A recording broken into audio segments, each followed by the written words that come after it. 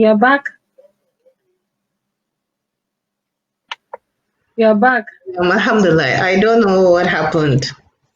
Same here. Oh, It's been raining. It's been raining since yesterday, so mashallah. The network has been.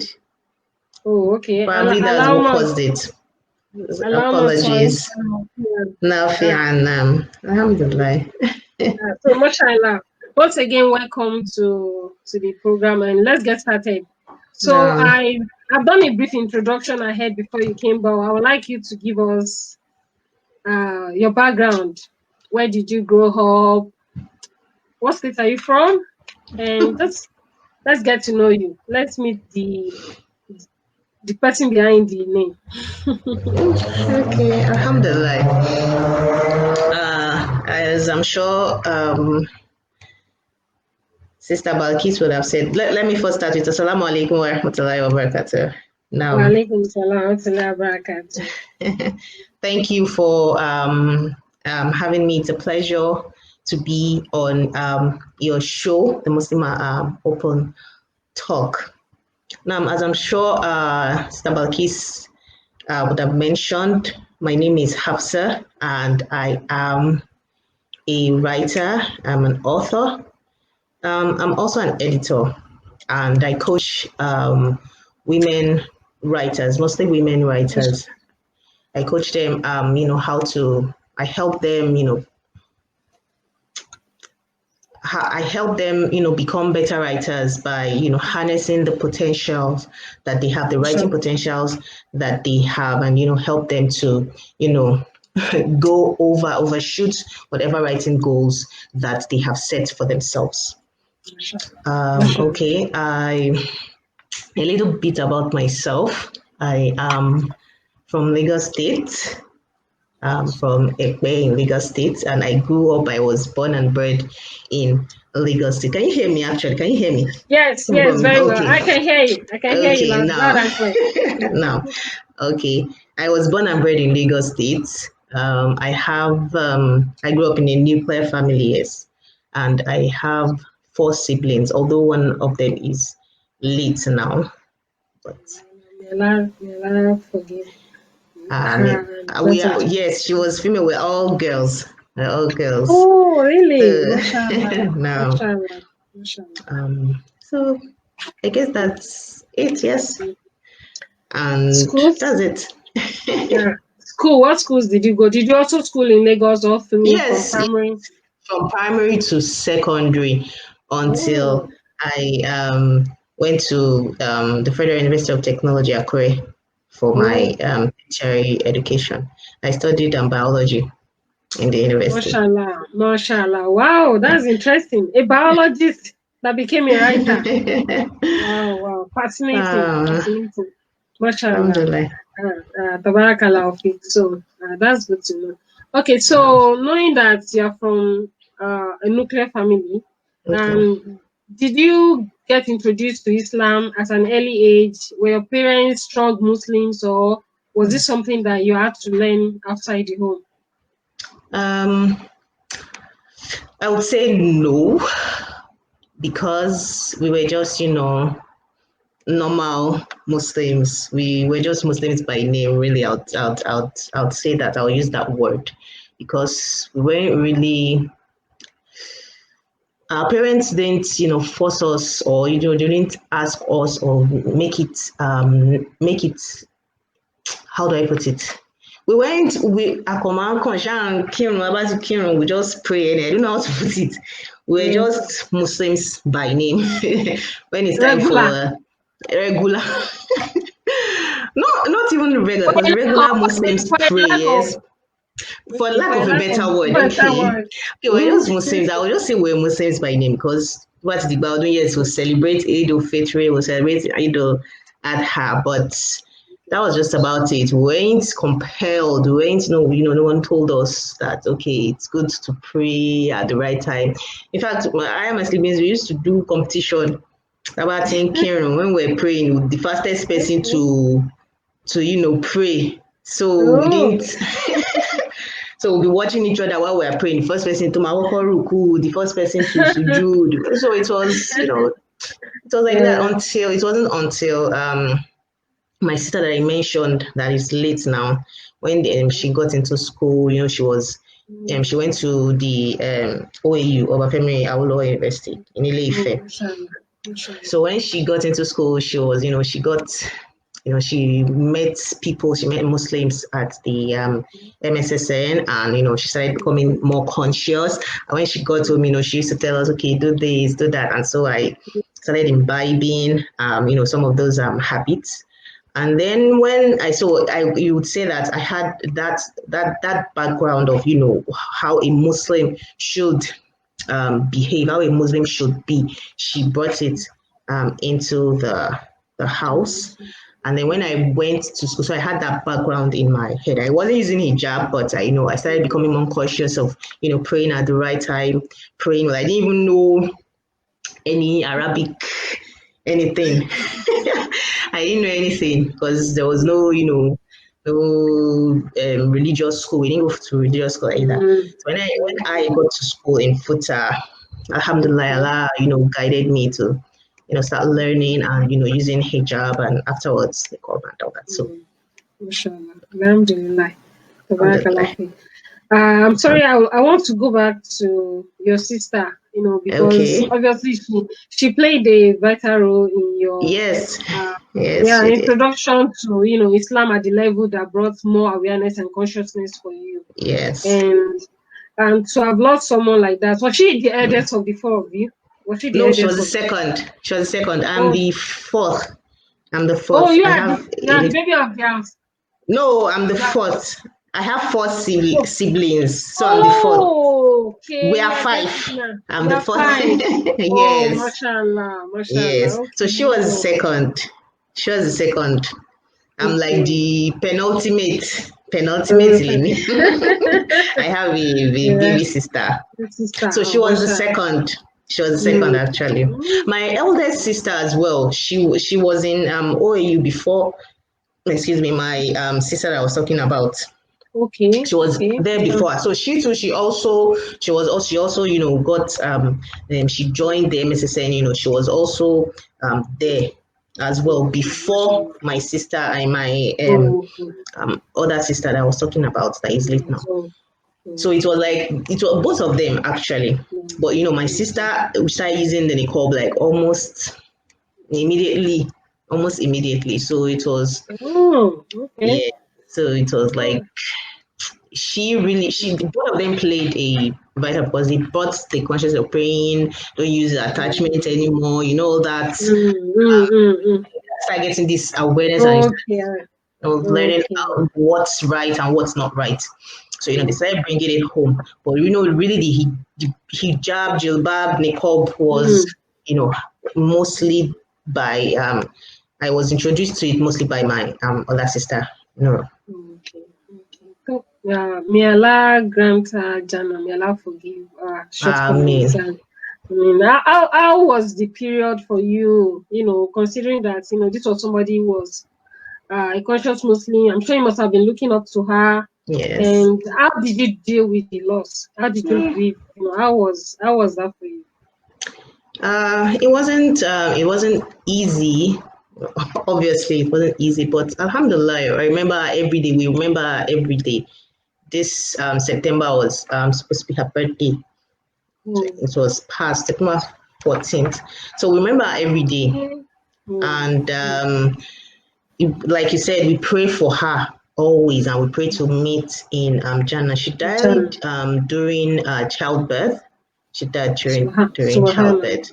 And I was in school actually. I was in school when it happened. And I just got a call. Is that from my end? No. No, it's not from your end. Okay. Yeah. Sorry. Okay. We're good to go now. Okay. Yes. As I was saying, I was in school when everything happened. I just had this, I knew that she was in hospital and that, and I wanted to go home, but I wanted to, just finish up some things in school before going home, but I just got a call that something had happened. At first, I even thought it was her husband that died. When my sister called me, I was scared. I knew that something had happened. And then when I got home, it was shock and all that.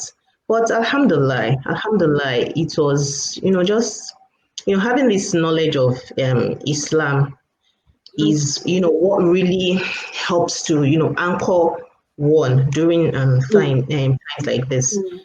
Because it was, knowledge of, okay, she's in a better place. She had Islam, she died as a Muslim, and it was painful. Yes, we miss her. We miss, because it was. I imagine this happens to anybody that has that has lost someone. It will take you a while to begin to refer to that person in past tense. It took me a while to do that. But whereas other people that knew her, because I know of some people that are friends that they deleted her contact details and all that. I didn't, because I felt that why would I want to forget everything about her? So I left her contact details on my phone. Anything she had that was with me, I kept it, just to remember her by. So I felt that it would help me heal. It will help me in the healing process, not just just deleting her like she's just something to be discarded like that. So I kept her contact. I know her number up here. I still know it now, although I'm very sure MTN would have that number now, or giving it to somebody else. But my point is that there are things that you can do that will help you cope. Firstly, just remembering and trying to remember what Allah and His Prophet has said about Muslims and what happens after the death and all that. And then, just trying to, talk about it with family members and all that. Don't, treat it as an elephant in the room. Because, as Africans, really, we don't, talk about this, just go like, no, talk about it with family, grieve together, cry together. That helps in the healing process. And exactly. And she has a son. The baby that was she and the baby that we lost, but she already had a son. So when we see him, we remember her. So anytime we pray, and always pray for yourself and for the departed, that you meet together again in Jannah, inshallah. So that's just inshallah. So that was. Inshallah, may Allah grant her Jannah. I can only imagine. I mean, just like you said, for anyone who has lost a loved one, it's not, first you be in denial. You are thinking like, no, it can't be real. True. You first of all like, no, it can't be real. Then after acceptance, because obviously the person is no longer physically present. I think that is the greatest reality. Even if you don't see for months, at some point that, like, you were in school, that when you go home, when you go home, you see that person. That is just for a while, but there's certain finality, to death. It's jarring. It's jarring because you be like, I won't see this person again. It's final. It's final, and it's jarring. Like you said, you won't be in shock, denial, and acceptance, and all those stages. But alhamdulillah, it's Allah's words. Allah is words, and having a support around you, and not staying too long in that stage of denial, because staying in denial, I count it as when you don't want to talk about it with anyone. It doesn't help. It doesn't help at all. So cry the tears, relish, remember everything and cry, but don't wail and all that, but cry. We are human. Because we are Muslims doesn't mean we shouldn't have all this. Doesn't mean we are not permitted to have all these feelings, because Allah created us and He created these feelings, so we don't have to deny those feelings. We have to don't just bottle everything in. Let it go, and it will help in the process of healing. Mashallah. May Allah grant her Jannah as we remember her. Okay, so much.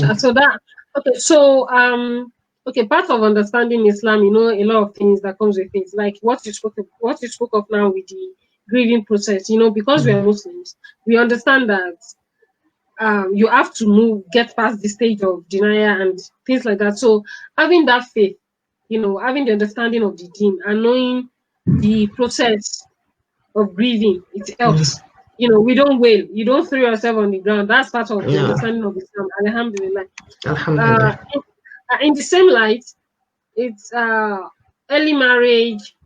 I'm going to take this in order. First of all, were you one of the people that felt like, okay, I need to get married early, or was it that after the consciousness came, the awareness that Islam allows and also encourages early marriage? Did you get that understanding before you decided you were going to get married, or was it just everything just happened as it were? I would say things just happened as Allah willed, because I don't even really think I had it in mind. Okay, I want to get married early or kiniko. That was my own. That was my own, mentality then. I didn't, and like I said before, I didn't even have any understanding of what Islam says or what Islam does not say. But I would say that yes, I believe that everything will happen as it should happen. But then after I got, introduced to, the Christian Islam and all that, one would definitely want to start thinking, okay, you're supposed to, you will start, having some goals that you want to have, religious goals. And in any normal person, marriage would be part of those goals, especially as a woman. So I believe that I just believe that it will happen when it will happen, and I now then had it at the back of my mind that I would try to be a goal I'll set, and do du'as I will make to Allah to make it happen early at the right time and when it's best for me. So about early marriage, and I think that you mean by early marriage, you mean that maybe someone getting married in the preteen age or the teen age. Is that what you mean by early marriage? Adolescent period. Sometimes adolescent, because the mentality of my child must go to school, you must finish secondary school, you must finish from the university. At this time, they're not even considering the age at this period. It doesn't even matter at that time. She must finish masters. She must when she finishes university, she must get a master's before she gets married. That it's there are two sides to that coin. Most parents that say this, they usually apply it to their daughters.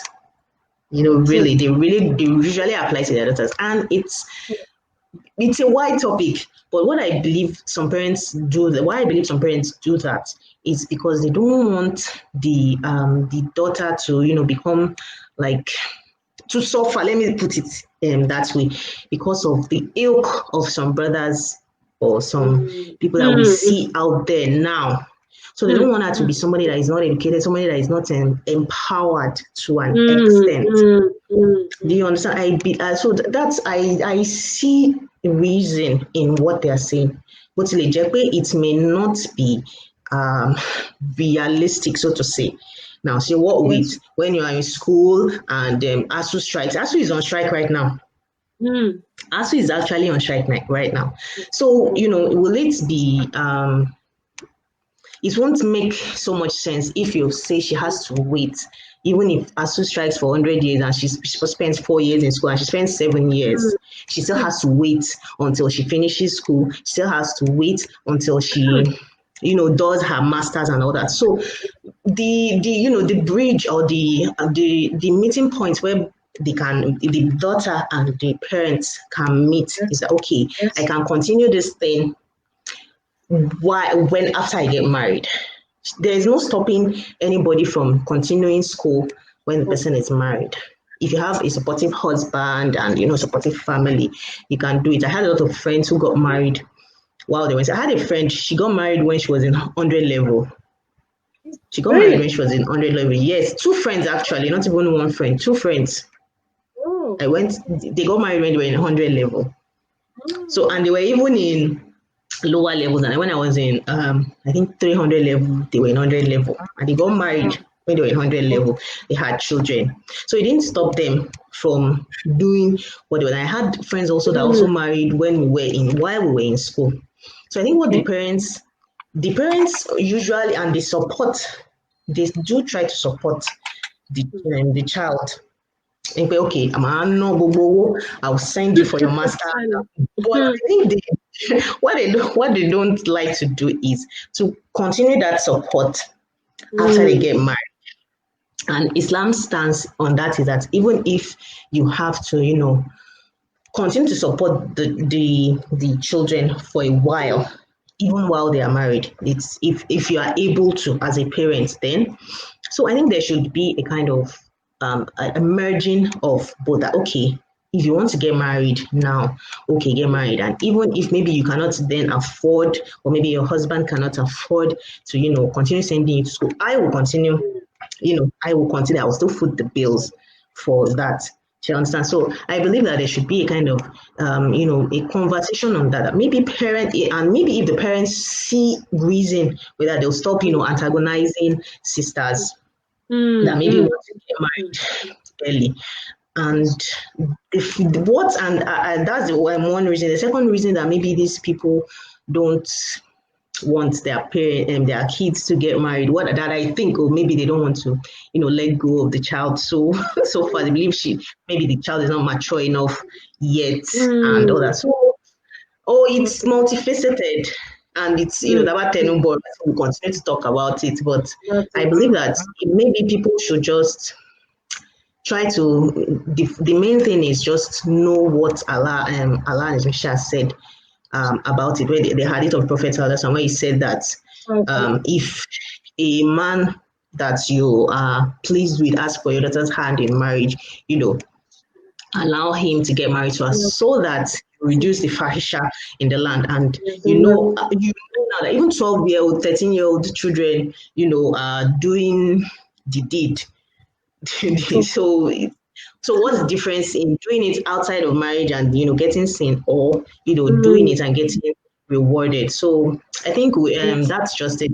People should know that you can still support your children even after they are married until they can stand on their own 2 feet, and it's just for you get reward because you are stopping. You've done your own bit, or you've done your own part in stopping the spread of evil in the land. So that's true. I agree with you, because at the end of the day, if it's just about the school, the parents will still continue to sponsor the child while the child is married, and they can always reach an agreement in any case. Exactly. If they sit down to have this conversation, I know that the fear is that once the daughter is married, the husband might, because now the responsibility has been handed over to the man. So the husband now may decide to say that, you know what, you're my wife, and I don't think you really need this qualification. Why don't you just leave school and stay home and look after the home for me? And when you have kids, which is very possible. That time what I mentioned in the beginning, that most of the parents are afraid because of the ilk of the type of brothers we see now. We see brothers telling sisters to drop out of school, or they say they don't want sisters that went to school, or sisters that go to school that are corrupt, sisters that go to all and some brothers doing some unbelievable things, and these people.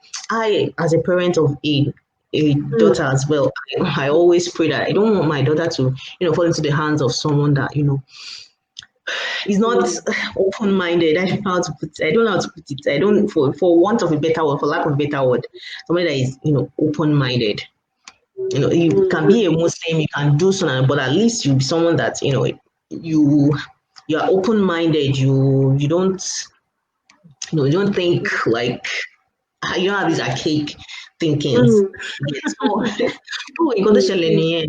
You see some people now. I'm afraid. I'm afraid. You got a quarrel, but That's I believe that is the main fear. They don't want their daughters to become like to suffer. Into Sheleni. So they want her to be empowered enough. So that okay, even if you don't work, you still have this qualification, it can still open some doors for you. So and I just want to mention again that the way we raise children in Africa is like we do everything for the child from whether it's from 0 to 20, whatever age or whatever to whatever, and then expecting that after you sojourn, the child will sojourn. Well, what's the English word? They will pay it forward. They pay it forward. They pay forward. Or they repay they reward you for everything that you've done. But I think that we should also instill in our kids that they can, whether male or female, that they can also, make start making money on their own, but even under our roofs. Because it's now, and it's even easier now that everything global village, anybody can start any kind of online business using, leveraging social media.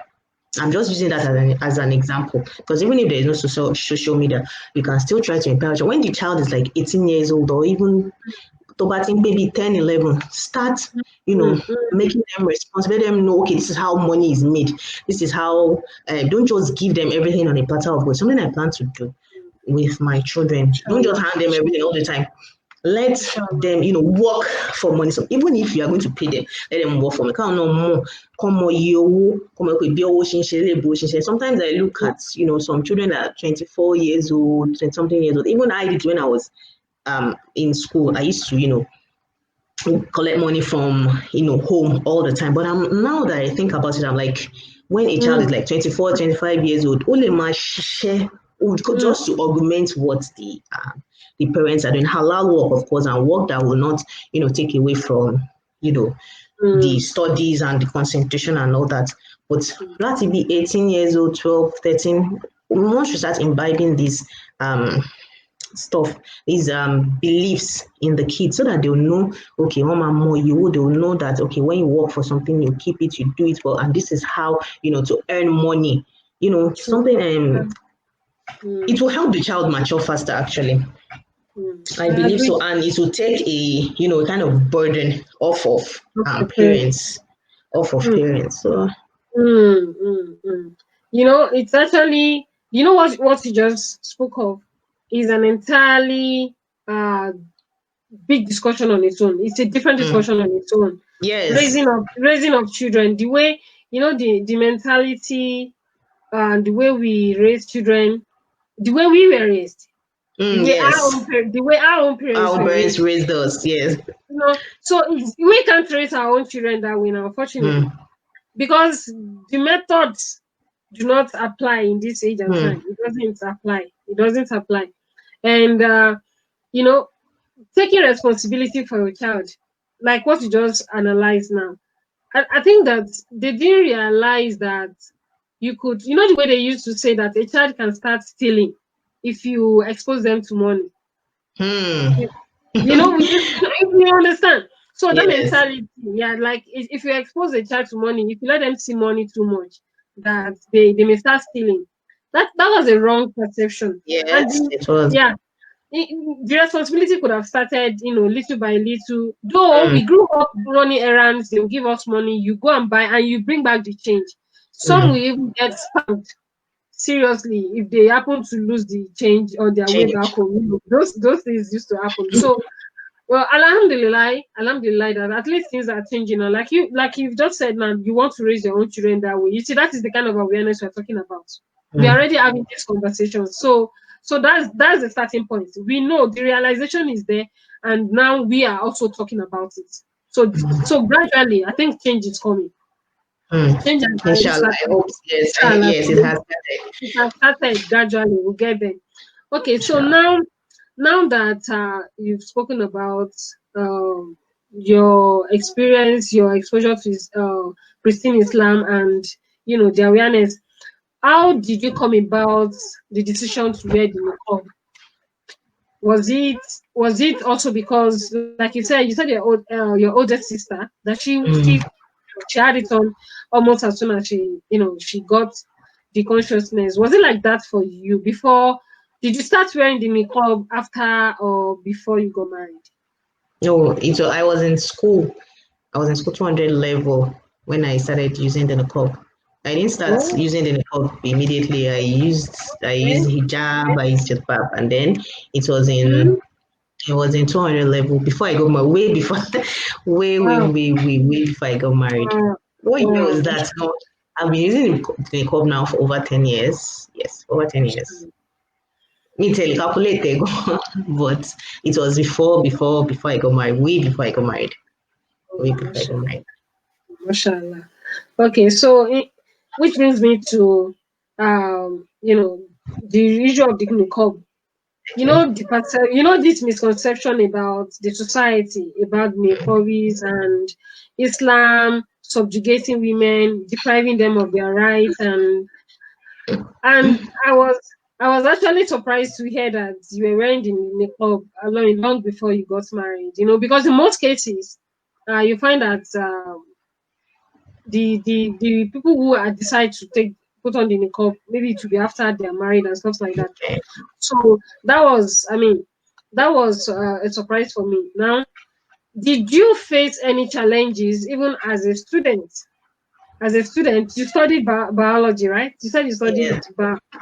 so Yes. did you fit in at the university? Were there any kind of obstacles? Did anything stand in your way? And afterwards, into marriage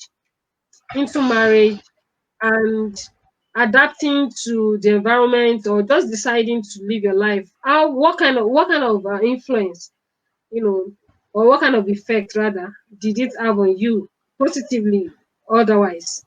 Were you hindered from doing anything?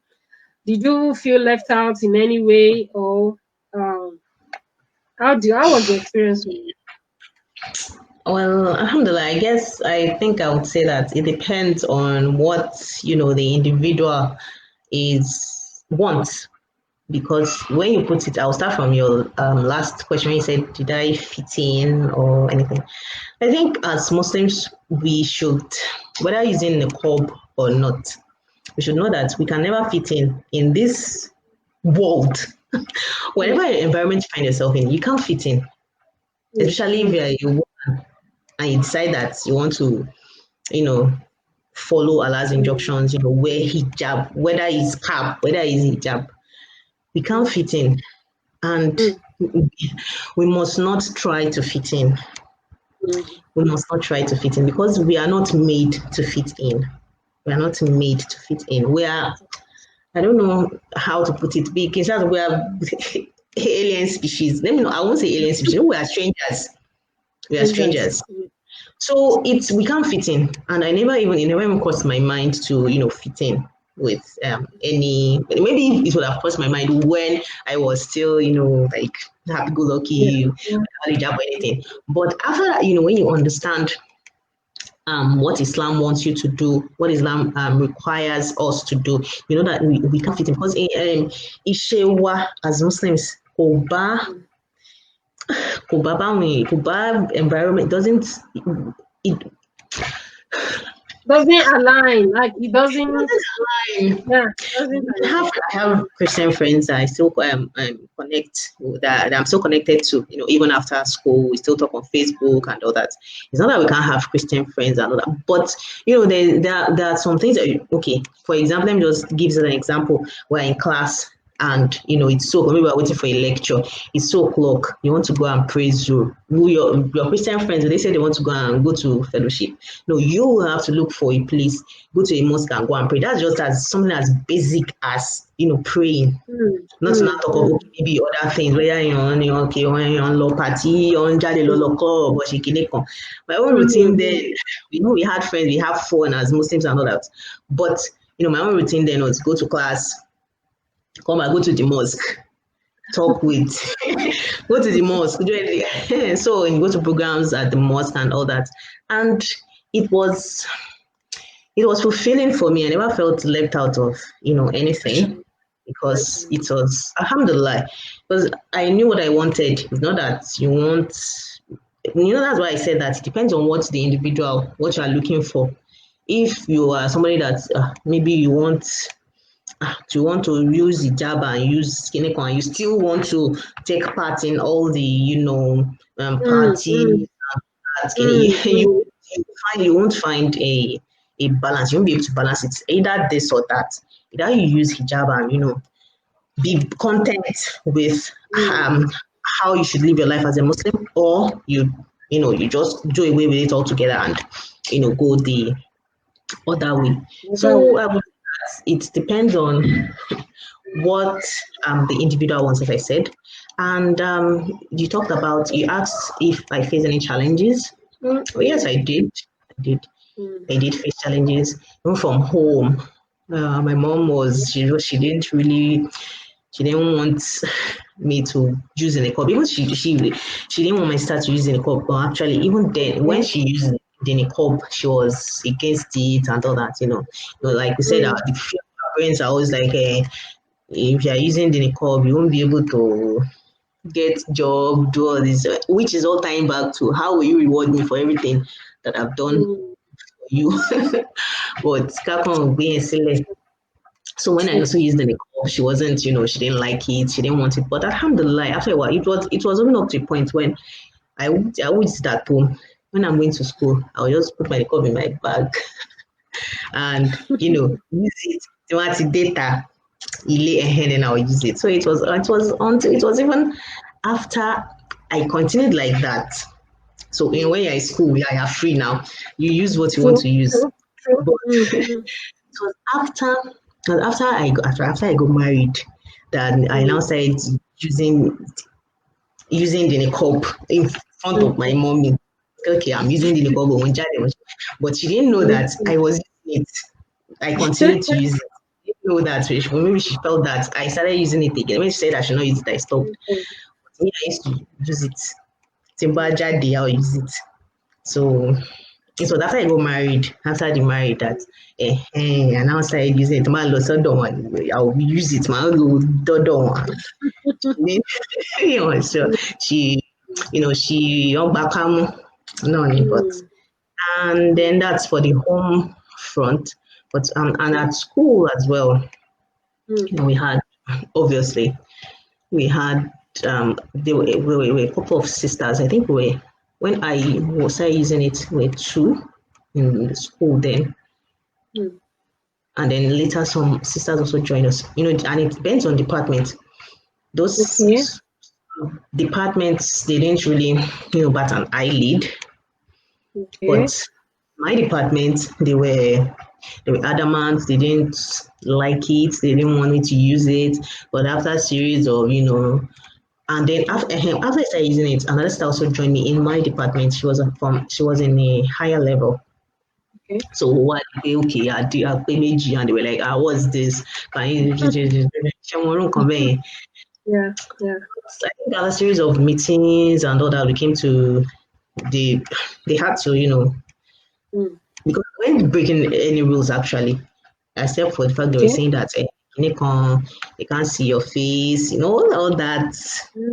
Just your face. They need to be able to see your face. Some lecturers were like, they don't care. Some lecturers don't care. They're like, you came in to call money, but about the HODs and all that, all those ones in the higher HL. After alhamdulillah, they later changed our HOD and the HOD that came. I don't even remember his name. He was someone that was a Christian, but we used to have conversations. I talked to him. Yes. Talk to him about Islam and ask questions, and it was okay. Even everybody was, whether Muslim or not, they were happy with the man, because he was somebody that was a progressive person, somebody that wanted to see. So, and I was, aside from my own case, hijab or that, this was like he was somebody that was bringing a kind of progress to the department. So that just by the way. So yes, alhamdulillah. Yeah, okay, that's back home. Now you being a foreigner, living in a foreign country, what is the experience like? I'm thinking like this is not even a double barrel. This is like a triple barrel. Like you're a Muslim in a non-Islamic country. You're a Nigerian and you're in a hobby. So I mean that's like Yeah, a triple barrel. So what? you're So black again on top of it. so Hmm. what's the experience like over there? Hmm. Alhamdulillah, it's been okay. Alhamdulillah. You know, it's bound to happen. People stare at you strangely. They're like, "Who is this person?" Especially during summer. Mm, Yeah, looking at you like mm, you are covering yourself in this heat, and the heat is something else. During mm, summer, the mm, heat is something else. mm, So mm, mm, mm. they'll be looking at you like, he beat everybody, thing war, bomb shots, cardi, Yes, 13. yes. And then you are covering yourself up like this. So Mm, it's it depends on one's conviction, actually. One will feel if you are a stranger already and you feel strange when people are looking at you, but I've never had anybody, come up to me and go like, why are you wearing this? No, mm, no. mm, mm, mm, mm, And the mm. people here, they are actually, they're welcoming, they're friendly, they're always ready to help. Oh, So mashallah. I've never had anybody walk up to me and, say anything. Mm. I can even count on my fingers. I think it was only one man, me, the Gwede. I admit I didn't buy any the Gwede, but I sure knew that what he was saying must have been something like, what I'm wearing is not acceptable here and all that. So, and Okay, that okay, let's the other people I've had, come to me, talking to me, we're having conversation. There was this particular man. I remember him. And we talked a mm, lot. He asked questions, and I was glad I was able to, enlighten him about okay, Islam. So he got to okay, know. He was glad. He asked questions, and I, you know, spoke to him. So yeah, it's if you one should just take away this mindset. Yes, people are out there that hurt Muslims and all that, but there are mm, also people that genuinely want to learn. They want to learn about Islam. So just be try to have as much presence of mind to know the difference between the two. So that you'll be able to know true, how to react to true, certain true. situations or certain issues when certain scenarios when they arise. Just be able to have the presence of mind to know that okay, this person is someone that wants to learn, as opposed to maybe someone that is trying to make fun of you or hurt Mm, you or something. mm, mm, mm, mm, mm, mm, For long, mm, it just always will always escalate. So mm. protect True. us wherever we are. Because even back home in Mm, Nigeria, we have people that hurt Muslims and don't like people wearing hijab, and also it's everywhere. Call on mm. Shashoni, I mean, I mean, what? I mean, That's just it. I mean, may Allah reward you for your perseverance, endurance, and alhamdulillah for the conviction. Like you said, it boils down to the conviction, knowing what you do, why you chose to wear it in the first instance. It's not like, this is away from the misconception that it is actually enforced on you. I mean, even the ordinary hijab, they believe that you are compelled to wear it. Some people don't. Yeah, they don't. They say that when Muslims, when they get married, women are asked to stay home.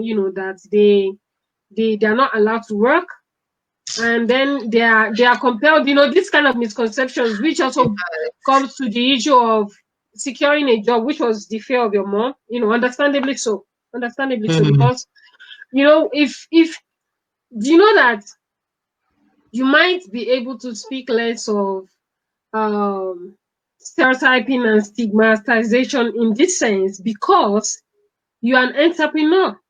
Do you know that? mm, Because you are self-employed, you know that there are sisters who have had to take off their hijab when they go for mm, interviews. When they go for interviews for jobs, they may be qualified for the job academically. As a matter of fact, they could even be better off than the rest of the people that they came to, the fellow uh, job seekers like them. And we've had stories, real life stories of people recounting their ordeals, and like you said, and this is back home. We are not even going abroad this time around. We're talking of back home. A lot of people face that kind of persecution for ordinary hijab, not even in niqab now. So, so, mm, so, and unfortunately, in some cases, some sisters have had to compromise. I've read stories like that, that some have had to compromise. But at the same time, we've had courageous stories of people who stood their grounds, and some who are able to decided to even take it up, maybe legally with them, to say that maybe if they're already working before they start wearing the hijab, and then the employer suddenly says that, well, when you came in here, you didn't have this scarf on. Why would you just decide, And which is why we usually don't find our sisters in the banking sector mostly. If you notice, we because they have a dress code, they have a way they want to be dressed, and seeing you for what you look like, and I'm sorry to use the word, objectification of women actually comes to play, which is the reason most of these organizations will not employ somebody who is covered, because they don't believe that you have something that can be appealing to your prospective customers and clients and stuff like that. So, alhamdulillah, and if the conviction is there, alhamdulillah, and then if even if the challenges come, because I think it would be unrealistic to say that we wouldn't face challenges. So that, which is why the conviction is very important. It's very important. Very, very important. You must know the understanding and the conviction of why you have chosen to dress this way, because you are going to be picked out as odd and non-conformist, to societal norms. So you have to really be sure and certain of why you're doing what you're doing, and be ready to face challenges. And then with your, it will definitely come. I think that's just basically how it is. It may come in different forms, at different levels, in different spheres of life, but it will come at some point. It will come. And alhamdulillah. And which of course is why you have debunked, like many others, you have debunked the myth and the misconception about the Niqabi not being empowered. You are an empowered Niqabi, and your love for writing.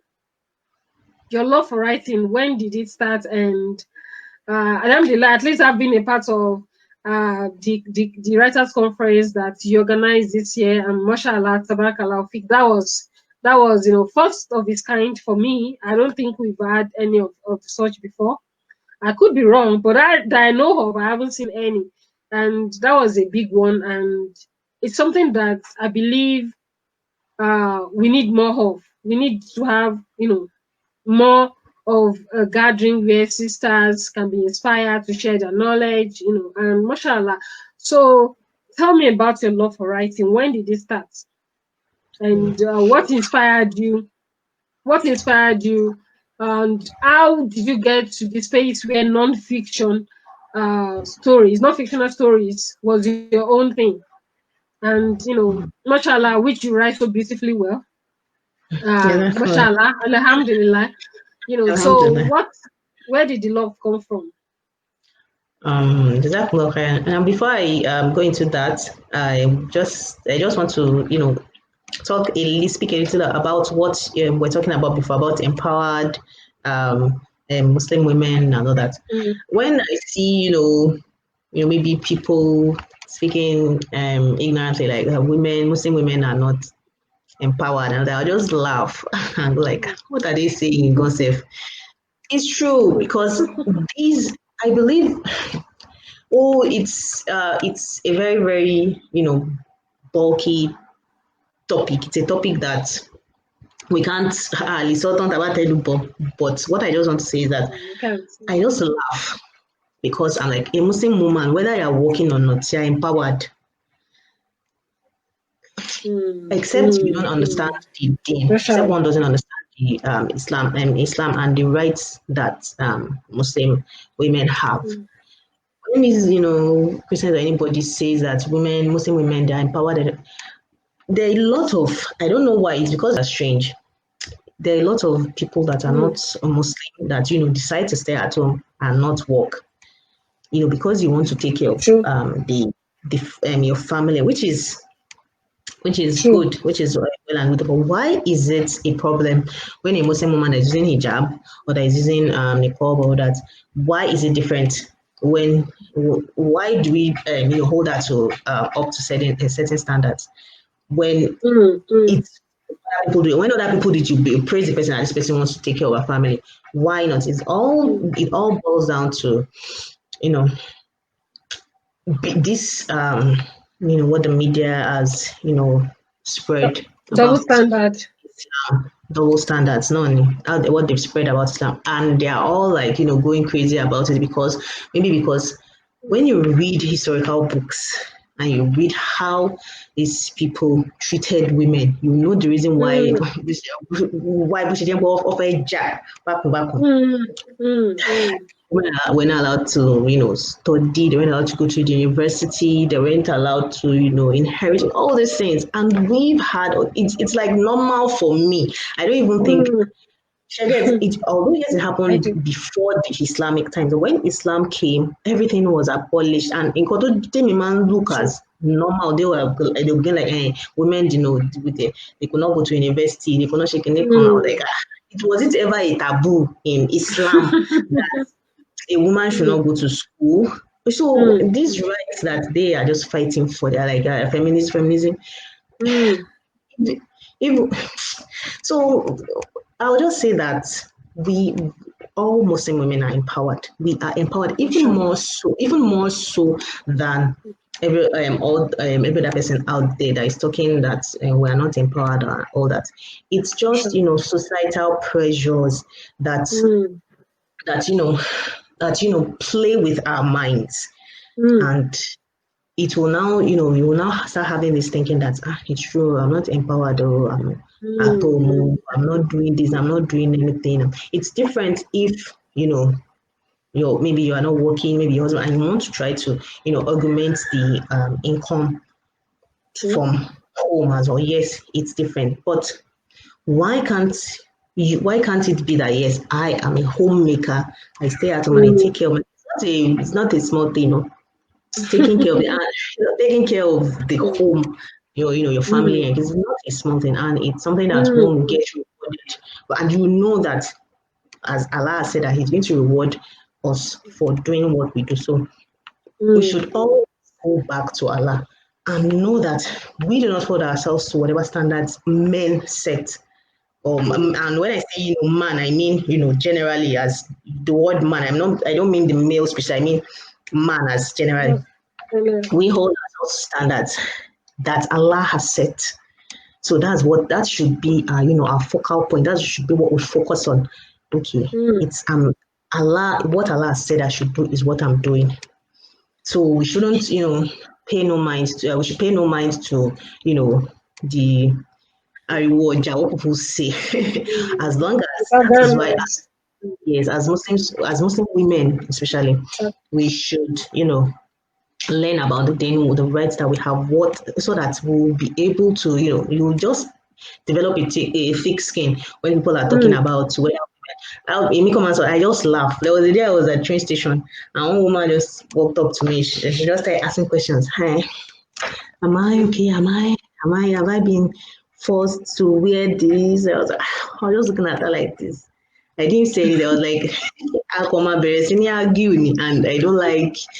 I was just looking at her like that. I said, yes, I'm okay. I was like, she already had this preconceived notion in her mind that maybe I'll be forced to use it or something. So she was like, as if she's my Messiah that want to help me. Okay, am I okay? Have I been forced to wear this? Are you okay? Did you wear it by choice? I was looking at her like, so it's because of their history, what they've had to deal with. And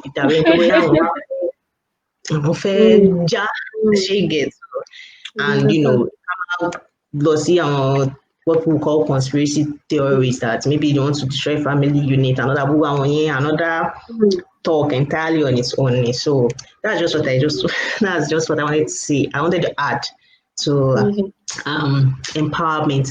And something you mentioned also that we don't see some Muslim women in maybe like the banking sector, for example. The banking sector, reason why we shouldn't even find maybe Muslims in general in the banking sector is because of the interest base. And we know what we said, Allah said that interest is haram, Australia is haram. So we shouldn't find, except if it's Islamic banking sector actually, but in the normal banking sector, I don't think, because it's haram based, so we shouldn't even find Muslims there in the first place.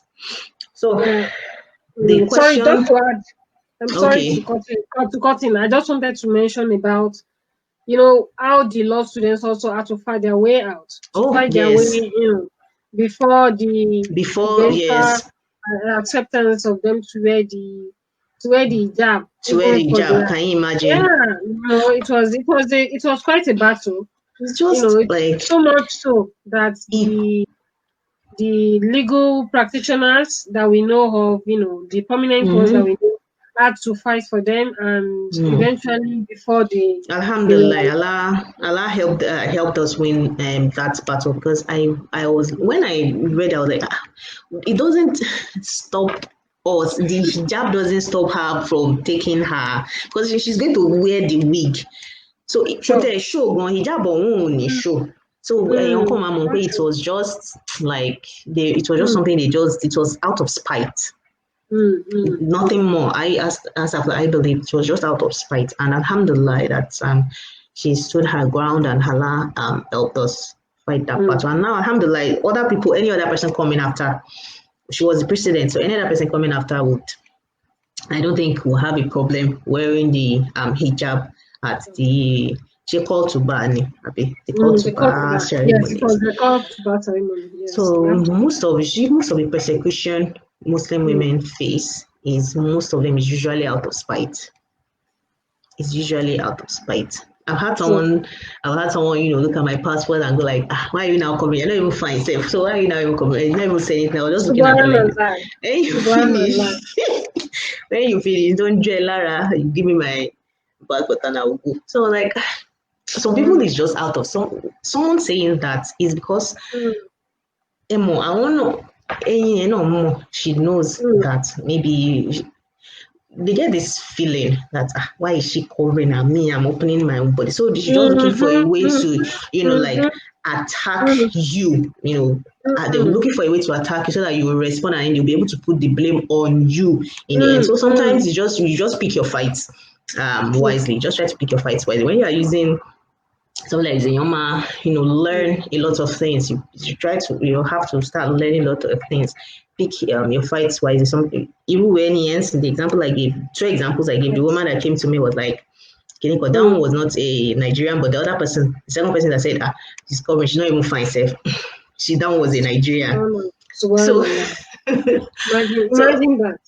Can you imagine? So you just pick your fights wisely, because when you look at, some people are not even worth the response. They're not worth the energy. If you decide to reply and all that, but everything will be, the blame will be shifted and put on your head. And Nikobi woman is insulting everything. So just pick your battles, pick your fights wisely, and just try to, like I said before, try to have the presence of mind to be able to differentiate between somebody that is just trying to antagonize you, or just look for your trouble. Like we used to say, somebody that is just looking for your trouble, or somebody that really wants to learn about the thing. So basically, we are Muslims, and we are, whether you're using hijab, whether you're using cap, whether you're using niqab, or as a brother, whether you're using nishrusaka or all that, we are Muslims. We can't fit in, and we shouldn't try to fit in. We should just know that we hold ourselves not to the standards of men, but to the standards of Allah, and that will help. It's not easy. It's not an easy way. We'll have self-doubt, we'll have fear, we'll be persecuted, we'll have be even like, as Allah said, that be as your trials are, the difficulties you face as be rewarded to whatever the degree of difficulty that you face. So it all boils down to knowing that Allah will reward you for whatever sacrifices that you're making for Him. So now to your question. Now to your question about writing. Well, I've been writing since I was little. I and my sisters used to write novels. We cut this notebook, onward notebook. Oh. By CB size. Okay. We'll cut it in a novel. We'll cut it and then we'll start drawing, start writing stories. So I used to write stories. I loved reading. My dad loved reading. He had an extensive library. So I personally loved reading anything, whether fiction or non-fiction. I loved reading. I'm trying to imbibe it in my kids. So they must read. They must love books. They must love reading. So I love reading. I still love reading, but time knowing. But I love reading, and I love watching documentaries. Anything, whether fiction, non-fiction, I love reading. So I guess that was what ingrained, or that was what started, or ignited the fire of writing in me. And I never used to share what I wrote until 20. When I was in school, actually, I was a part of the MSN PR. I was a PRO, I was a PRO, so I was part of. Okay. Used to. I was hesitant then sharing my my articles, whatever I wrote then too, but I still, I did some editing and all that. But when I really started writing, how I decided to start writing fiction and not non-fiction. It's not that I don't write non-fiction.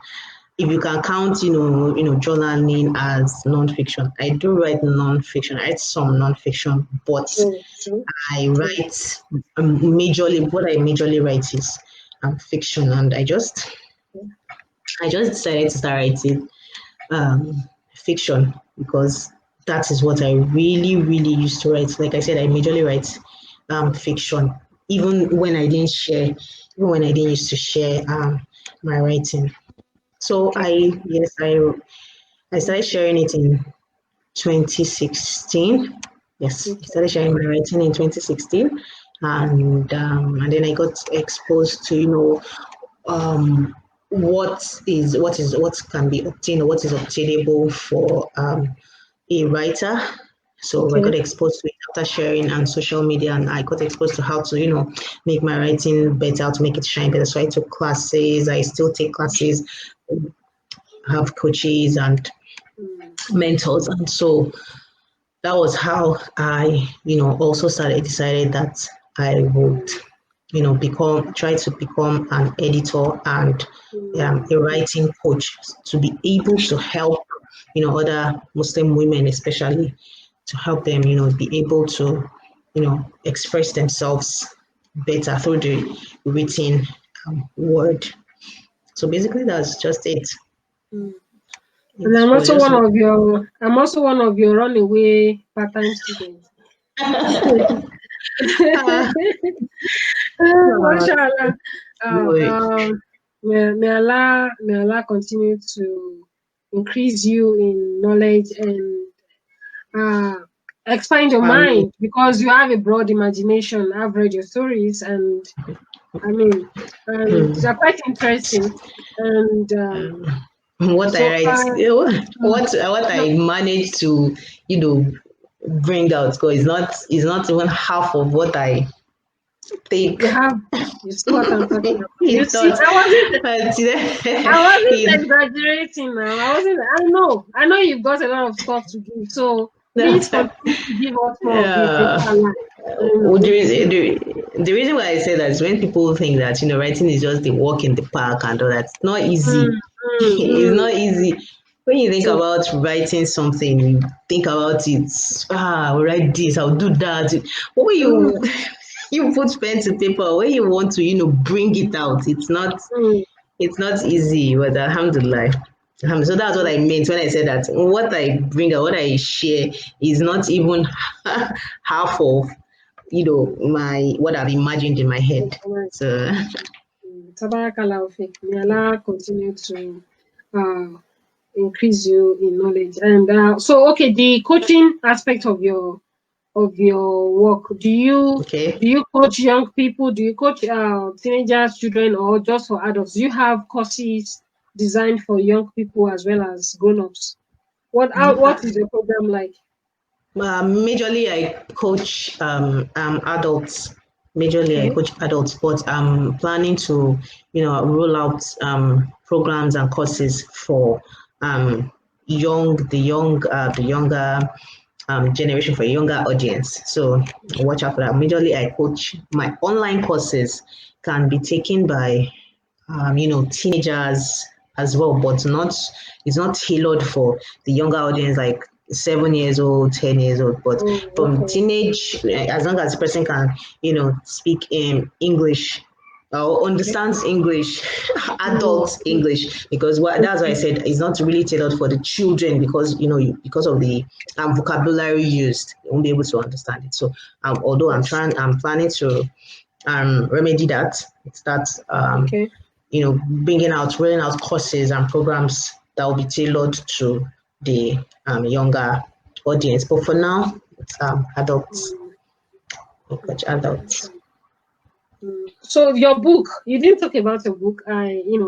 Because I know that even what you give us is, like you said, is like a drop in the ocean. I know that there's still so much more that you would like to. So your book, To Hair, To Hair is Human. Hair is Human. Hair is Human. Hair is Human. Yeah, is it just in soft copy, or is it in hard copy now? Do we have it? It can be purchased on Amazon. Soft copy and hard copy, yes, on Amazon. Okay. Soft copy and hard copy, inshallah.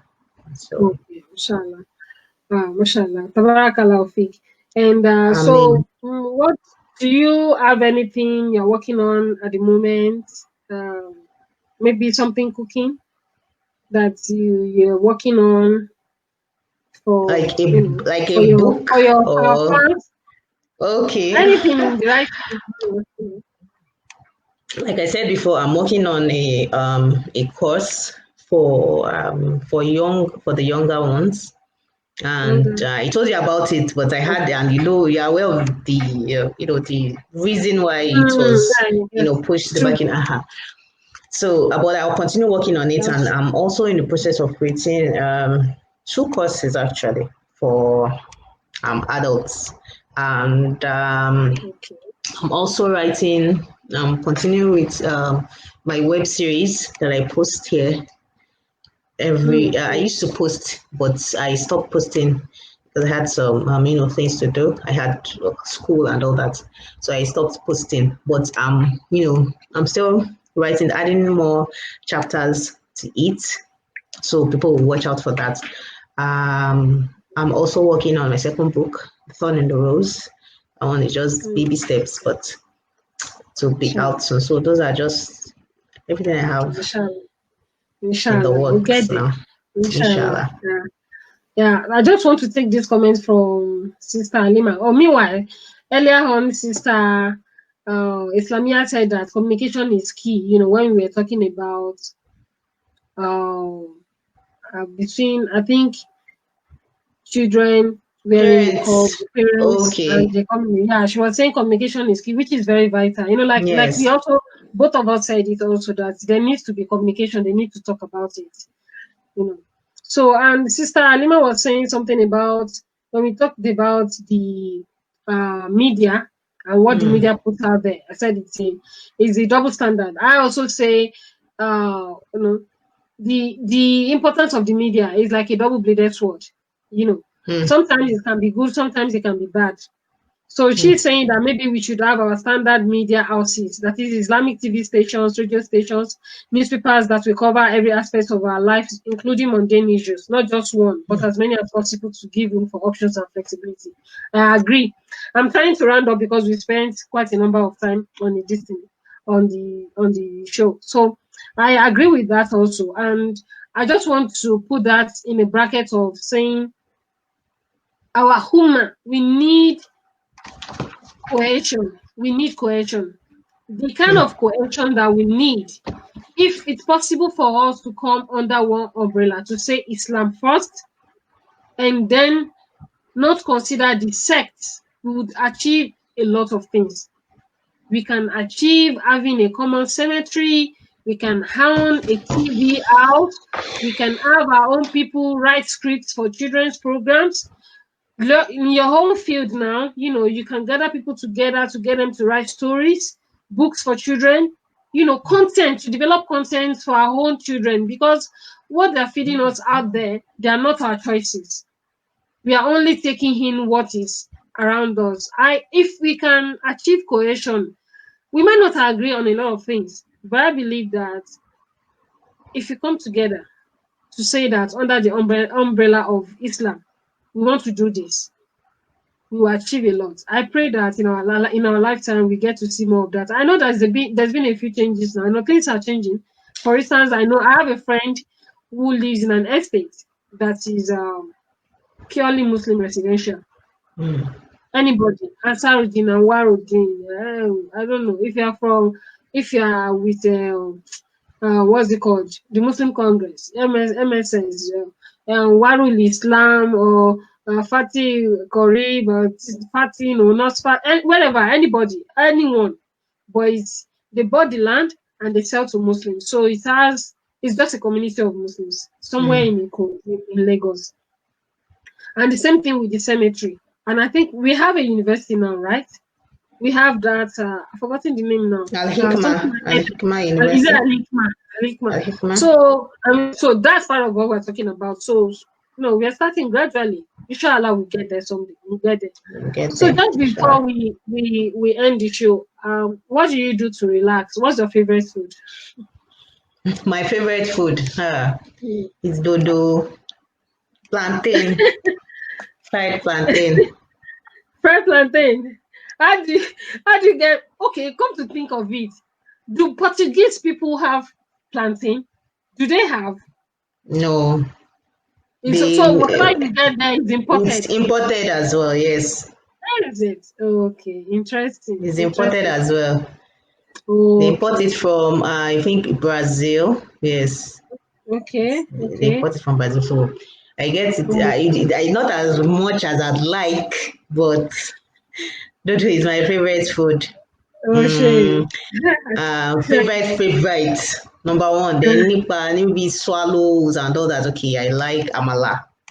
Oh, amala, okay. Yes. You're from Ekpe now. What did you meet? You are amala. Actually, is amala not Yoruba food? Okay. So what is the staple food of the people of Ekpe? I know they love fish because they will say fish. I don't like fish actually. I don't even really like me like imasheja. I don't like but I like amala. I like amala. With which soup? Obe Begira Tewedu or Ila or Apon. And you have it. See, Sister Islamia she's also team Dodo. You have it. So Abio, Dodo is big, Jerry. Dodo is big. Dodo Ateyi. So good.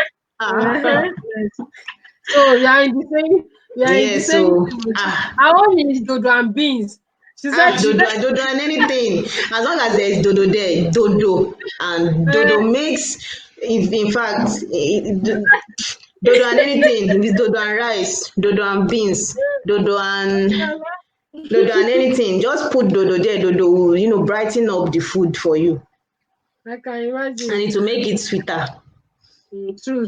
And I can just imagine, Nigerians when we are abroad, I think depending on where you are, dodo may be scarce because it's not all over the place. I'm in South Africa, and the ones that we also have here, they are brought in from West Africa. Ghana in particular. Okay. I don't think they bring in from Nigeria anymore. I'm not so sure, but I'm very certain that they bring them in from Ghana as well. So, I mean, you can take a Nigeria out of Nigeria, but Nigeria, you can't. No, you can't take Nigeria at all. At all. I miss home, but I miss the food at home mostly. I miss home. The food at home. I feel you. May Allah continue to be with us all. Sister Islamia knows the experience. She knows what we're talking about. She's also a diaspora, and so when we are talking about missing food and missing certain things and missing, I'm sure she can relate.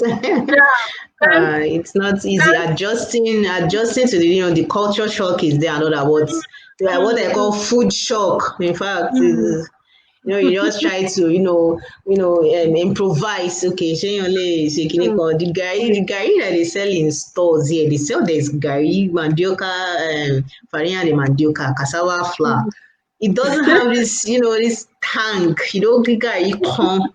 It's just bland, and it's just bland, so you can't push it. But we don't get the ones from I think it's from Ghana. Yes, Ghana and Ottoman Bay Gari, and they produce some in UK as well. Okay. They produce some in UK, Gari, poundo yam, and all that. So we just try to improvise. So alhamdulillah for life. So alhamdulillah. Yeah. So my sister, you can't take Nigeria out of Nigeria. Can't take Nigeria out of Nigerians. We don't know. When it comes to Africa, we don't tell how many oceans is going to cross to get to us. Yes. So we find a way around it. So, mashallah, Jazakillah khairan for joining me today on the show. I say, it's been a pleasure. Jazakillah khairan to my sister Lima. I saw you earlier, sister. I think Sister Rafiat was there. Was it Sister? No, yeah, Sister Rodiat. Okay. She was there earlier, and Sister Islamia, mashallah. She said dodo and beans won't let her diet. One should have cheat days. No, they offer diet, you have cheat days too. So yes. Occasionally we are allowed. Yes. But on the day that you eat dodo and beans, the following day don't eat dodo and beans. Beans, yes, alternate it, exactly. Yes. Exactly. Mashallah. It's been nice having you on the show, and it's been a pleasure being here. Going forward, may Allah continue to ease your task and give you the inspiration to give us more stories, to share your wealth of knowledge and to inspire others with your writing, which you're already doing. Looking forward to seeing more from you in the future, inshallah. So thank you for coming. I appreciate Jazakumullah khairan once again, inshallah. So next week, inshallah, we are going to see solo. You'll see me solo, inshallah, next week. So Sister Hafsah, once again. Jazakallah khairan for having me, and your show is yes, there are other shows like this, but I pray that it goes on to greater heights, inshallah, and I pray that Allah will continue to inspire you as well to do other great things, inshallah. Your show the concept is amazing. Alhamdulillah. And Jazakallah khairan for your support. For your support as well. It's much appreciated. Alhamdulillah. Inshallah, someday, maybe in diaspora, all of us will come together. Otherwise, I look forward. I look forward to that day. That will be quite the reunion, inshallah. Inshallah. We need a virtual space, we need a virtual meeting, Inshallah. Inshallah. That will do. All right. Okay, so bye now. Assalamu alaikum wa rahmatullahi wa barakatuh. Wa alaikum assalam wa rahmatullahi wa barakatuh. Wa alaikum.